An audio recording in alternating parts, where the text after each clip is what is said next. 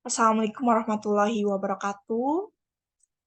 Asyhadu alla ilaha illallah wa asyhadu anna Muhammadar Rasulullah. Salawat serta salam tetap tercurahkan kepada junjungan kita Nabi Agung Besar Muhammad Sallallahu Alaihi Wasallam yang telah mengantarkan kita dari zaman jahiliyah menuju zaman yang terang benderang ini. Sebelumnya, perkenalkan nama saya Diva Nurfadia, nomor induk mahasiswa 21010-2008. Saya dari kelas Teknik Informatika 3A.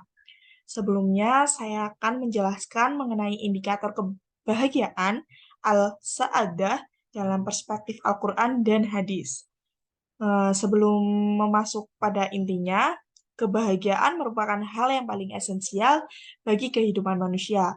Terdapat beragam indikator kebahagiaan, namun belum ada indikator yang berorientasi dan menggunakan perspektif Islam. Dari beragam indikator kebahagiaan, hanya indikator iman dan takwa yang paling sering disebut dalam Al-Quran, mencakup 50 ayat tersebar di 30 surat dan didukung oleh 9 hadis. Indikator yang kedua yang sering diakui adalah mendapatkan rahmat atau karunia Allah. Terdapat dalam 28 ayat yang tersebar di 24 surat dan didukung oleh 6 hadis. Selanjutnya, indikator amal soleh disebut sebanyak 23 ayat yang mencakup 19 surat dan didukung oleh 3 hadis.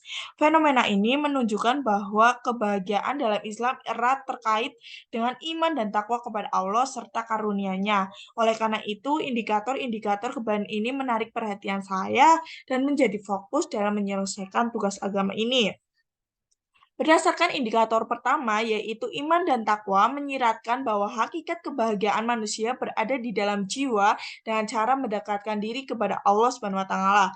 Cara mendekatkan diri kepada Allah Subhanahu wa taala dalam beberapa ayat indikator ini disebutkan melalui sholat malam, sholat tahajud, berpuasa, mengerjakan perintah Allah dan menjauhi larangannya, mengikuti sunnah Rasul, mencintai Allah dan Rasulnya, tidak musyrik, tidak bermaksiat kepada Allah, menutup aurat, hadu al-basar, menjaga pandangan, menjaga diri dan makanan haram, serta tidak memakan riba. Dapat dipahami bahwa hanya melalui iman dan takwalah manusia mendapatkan esensi kebahagiaan yang sesungguhnya. Hal ini dikuatkan dengan pendapat Imam Al-Ghazali bahwa puncak kebahagiaan tertinggi manusia ialah dengan cara marifatullah, mengenal Allah. Marifatullah hanya dapat dicapai bila manusia meningkatkan iman dan takwa. Dengan demikian, kebahagiaan pada hakikatnya tidak akan terlepas dari unsur ketuhanan, religius spiritualitas. Sebagai fitrah dasar manusia dalam konteks ini, saya menyimpulkan bahwa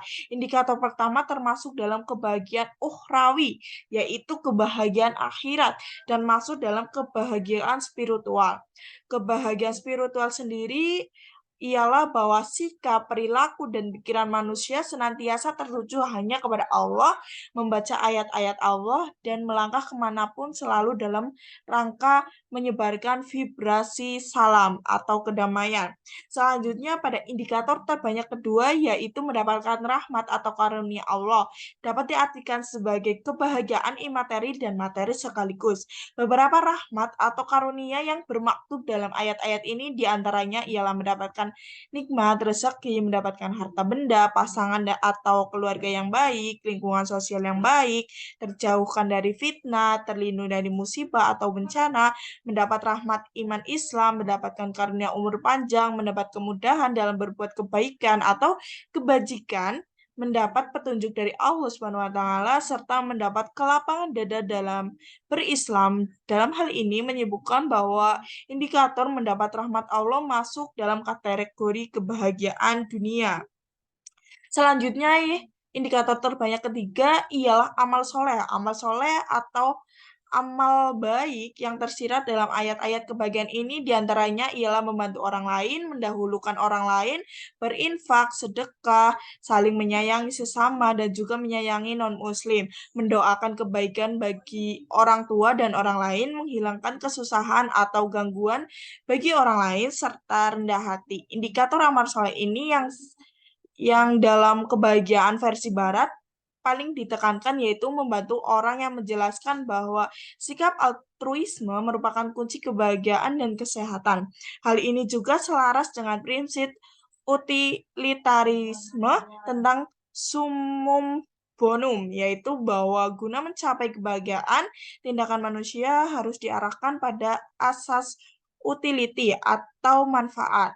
Indikator yang lain yaitu sabar, syukur, mencari dan mendapatkan ridho Allah Subhanahu wa taala, memperbaiki diri, islah, amar ma'ruf nahi munkar, mencucikan diri, taksiyatun al nafs, mengingat Allah, zikrullah, berserah diri, wah hasanah, mencari perlindungan Allah, jihad fisabilillah, serta tawakuf fiddin merupakan proses pencapaian kebahagiaan yang bersumber dari perilaku. Lalu kesimpulannya, kita sebagai umat Islam, sebagai hamba Allah, dalam ini diharapkan mampu menerapkan perilaku tersebut jika ingin mendapatkan kebahagiaan jiwa yang sesungguhnya, kebahagiaan dalam perspektif Islam yang bersumber dari Al-Quran dan hadis. Dalam hal ini mengacu pada pedoman Islam atau agama, bukan berarti mengecilkan atau mempersempit cakupan penerapan kebahagiaan hanya untuk umat Islam saja ya. Sebagai agama rahmatilil alamin, kebahagiaan versi Islam yang bersumber dari Al-Quran dan hadis ini dapat menerobos lintas atas negara, ras, geografi, suku, dan gender. Inilah yang disebut sebagai universalitas Islam. Pengecualian hanya terjadi pada ridho Allah dan rahmat Allah, bahwa manusia yang mendapatkan ridho Allah dan rahmatnya bahwa terutama bahwa akan mendapatkan kebahagiaan sejati dan paripurna. Pada indikator lain, non-muslim juga bisa meraih kebahagiaannya dan diukur menggunakan alat ukur versi Islam. Oke teman-teman, jadi pada intinya kita harus selalu menerapkan sifat-sifat untuk indikator kebahagiaan ini dan jangan lupa untuk bahagia. Terima kasih. Wassalamualaikum warahmatullahi wabarakatuh. Mohon maaf apabila dalam perkataan saya, penjelasan saya masih banyak kesalahan. Saya mohon maaf karena di sini saya masih belajar. Wabillahi taufiq wal hidayah. Wassalamualaikum warahmatullahi wabarakatuh. Terima kasih.